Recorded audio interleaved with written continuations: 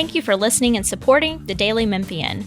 Sign up for one of our many free newsletters and breaking news alerts at dailymemphian.com/email to receive the latest local news stories impacting our community. Our weekly newsletters cover everything from sports to arts and culture, business, food, and more, along with daily updates of all the news we publish each day. Sign up or manage your email preferences at dailymemphian.com/email.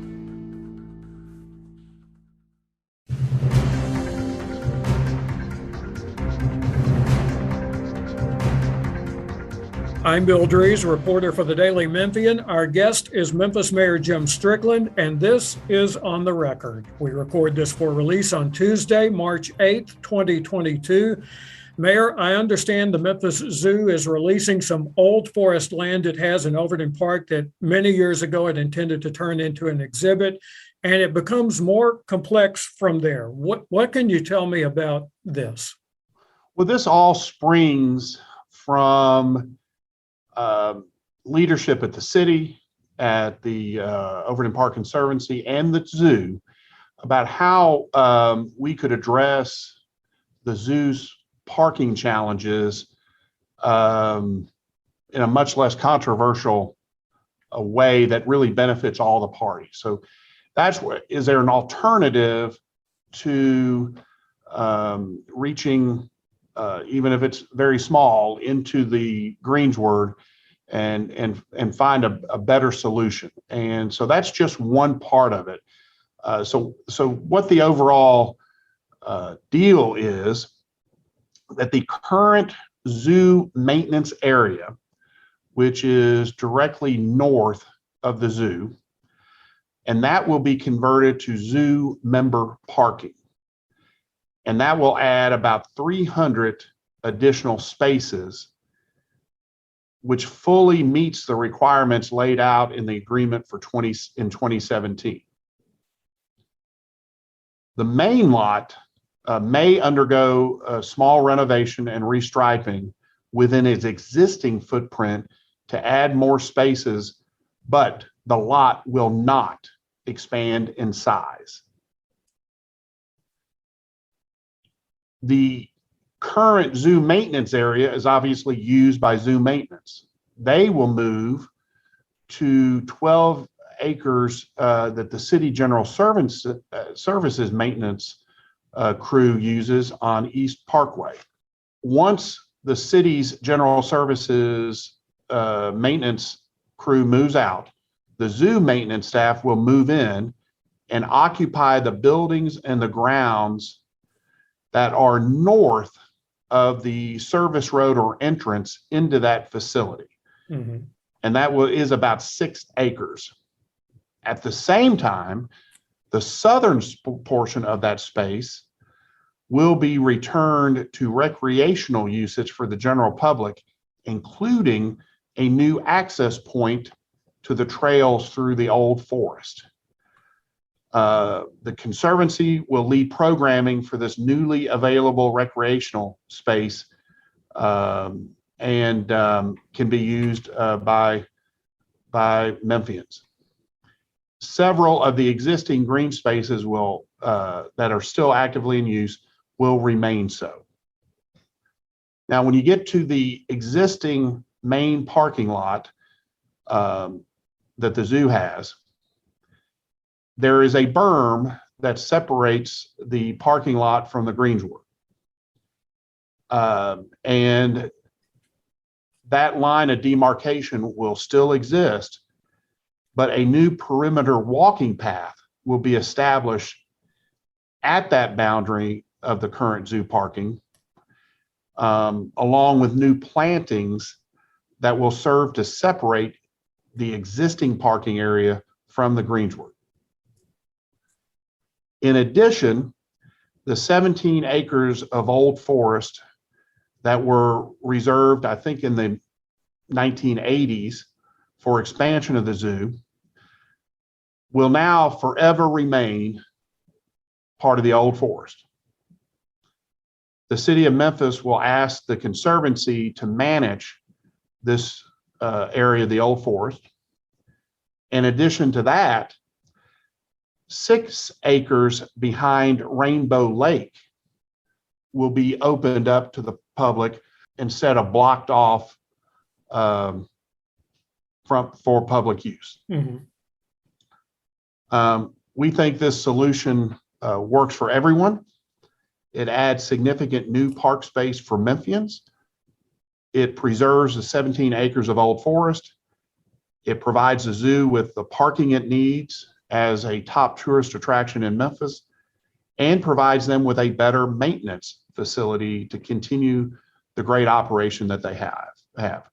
It also allows the Conservancy and the zoo to avoid spending for what had become $2.5 million cost of expansion of the main lot. In addition to that, the zoo will make a one-time payment to the Overton Park Conservancy of $400,000. So those are the terms. And the first thing that strikes me about that is you were talking about a North Parkway entrance to the zoo pretty soon after you took office as mayor, as the city created some on-street parking on North Parkway. So some of the elements of this have been around for a while. Oh, absolutely. And frankly, the outlines of this deal we had talked about in 2017, we just couldn't get everyone on the same page at that time. But none of this could have happened without the great leadership at the Conservancy and their board, and at the zoo and their board, and Doug McGowan, our chief operating officer, and Councilman Jeff Warren. And I would imagine, because this has happened before, once we neared the time when the trees were going to have to be uprooted on the northern and eastern edge of the greensward, that's when people started talking about solutions. So does a deadline for doing that figure into this as well? The time was drawing near, in other words. I think so. I mean, we've always been in communication. Everything was kind of put on hold during the pandemic. The zoo needed, frankly, to use some of the funds they were going to use to expand the parking lot just to stay open. And no one on any side really wanted to necessarily spend those funds. So since the pandemic's coming to a close, the talk of the actual expansion was at the forefront. We all just started talking last fall. Mm-hmm. I take it the idea of returning, the idea of some kind of return to a parking deck as an option to avoid taking trees on the greensward still proved to be much more than the initial estimates of what that might take. I believe that is correct. I don't know if the zoo has, they may have future plans to do that, but I just think that this, what we've outlined, gets them the additional 300 spots that they need. Mm-hmm. The maintenance area had been talked about probably before you became mayor, when you were on the city council, as new parkland. The city, as I understand it, still has some equipment there, but you're in the process of transferring that to, I think, the old Walter Simmons housing site, and possibly to the fairgrounds, right? Yeah, the old Coca-Cola site. Mm-hmm. Yeah, I don't know how much is going to each spot, but they are going to move, and that was always the plan. And as you know, there are buildings on that site that the zoo will be able to move right into. Mm-hmm. You talked about the old forest this part of it joining the part that is under state protection. Is that part of the agreement with the state at this point, or is that still to be worked out, making it part of the state reserve area? That's still to be determined. I can't remember. I can't remember if that was when we went to the state to get it designated, whether this 17 acres was in it or not. I don't think it was, but if it's not, we will then now ask the state to include it. Right. A final point. This has involved parkland and trees, two elements that are pretty much always volatile to some degree in Memphis when you talk about less of one or the other, or both. Was this harder than it looked when this was about overflow zoo parking on the greensward? It was certainly hard in 2017. There's no doubt. But the most recent discussions were much better. And again, I've just got to recognize the great leadership we have at these two institutions. The three parties, which includes the city, I think, really operate in good faith and partnership. And I think there's a real strong belief that this helps all the parties, which helps all Memphians in general. And the 17 acres has really been a particular wish of mine, even since my days on the city council. And I'm particularly grateful that part has worked out.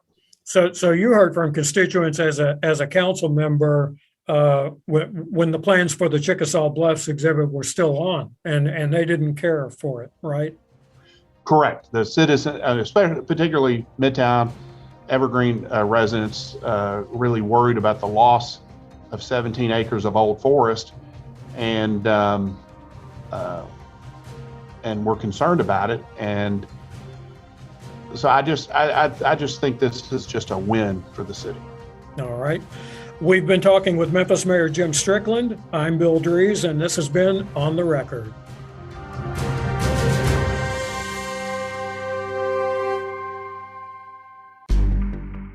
In-depth journalism in the Memphis community, the Daily Memphian is of Memphis, not just in Memphis, and seeks to tell the stories of this city.